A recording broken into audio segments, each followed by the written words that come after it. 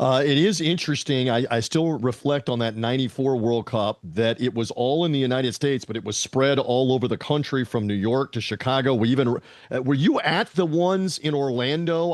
I was not there, but it was I talked to colleagues and it was furnace hot in Yes. Orlando in that 94 World Cup and it eventually made its way to the Rose Bowl to play out. What a picturesque setting in 94. What about the last time it was here and your involvement in that? And are you nostalgic right about now that, my God, we're 32 years older? That's the punch in the gut, man. TJ, it's uncalled for. That's an immediate yellow Yes. card. You're All playing with right, the I got a yellow for the yellow rest card of for this that. podcast. You have a son in college, and I have two high school graduates. We've been at this a little bit, you and Yeah, I. we have. So Wow. 94, I was doing local news in Albany, Georgia, ironically at a Fox affiliate. Mm-hmm. So I did go to one game. I drove from Albany, Georgia down to Orlando, Florida with my then lady friend, Mm-hmm. now wife and provider of my four children. And we took in Belgium Oh my and God. God, I'm trying to remember Wasn't who. even If the it, United States, and it wasn't even a no, no, no, prominent no. It country. was Just just a a group game. game. Just a It was group it was game. game. It was a So game at that this point, I could Mrs. go. Rob Stone is obviously a keeper. Lynn is a keeper at this point because she's trekking with you to go watch a World Cup game with Belgium in the 119-degree Yes. Florida heat and humidity. Yes. It was glorious. Yes, a well worthy um, car trip Yeah, without no air doubt. conditioning. By the way, my car did not have air conditioning back then. It was true love. Then it was A lot of true windows, love that a she's lot there. of coasting. It also was a stick shift, so it was a lot of coasting into red lights, like just to keep the air going. So I went as a fan just to that one game, but I was the the sports director at this Fox affiliate in Albany, Georgia. So I was the guy who literally was single-handedly just pumping Southwest Georgia with World Cup highlights and knowledge that, frankly, they weren't asking for. Right. It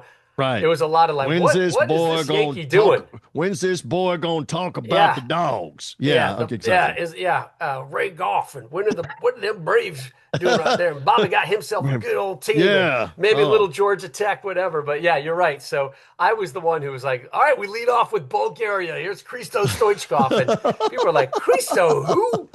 What is that Well, boy but is fried remember the opening ceremonies of the World Cup in Chicago? has Oprah there in Chicago, has Yeah. Bill Clinton, the president, there welcoming the world to the United States, and that's in the afternoon. And then the O.J. Simpson chase is underway on World Cup What a 94 day wild one, day. What a all day wild and day. all afternoon, along with the NBA finals. And Yep. it's crazy to go back to that opening day and all that was going on. What do you make of this? I'm just curious because it is spread out all over North America by design in Mexico, in Canada, and all over the US. What do you make of this? And do you think it's maybe a good thing, a beneficial thing to involve the whole So continent? right. So when this bid was put out, the United States was not in a great political position, whether that was our government or what our government had done recently to FIFA. If you remember, we go back, who took down FIFA and all the corruption? It was the FBI, right? It was American justice taking their long arm over the Atlantic and taking people down in Europe. So a lot of people weren't loving our politics. They weren't loving what we had just done to international soccer. So the gist is that they basically said, hey, Canada, hey, Mexico, why don't you guys join our bid to soften it up a little bit, make it a little bit more palatable for those to vote for us. But there were barriers put in already where, the U.S. said, hey, we're going to have a majority of the games. Once it hits the quarterfinals, everything is going to be in our country. We're really the host. I think Canada and Mexico are kind of co-hosts, if you will, if Mm-hmm.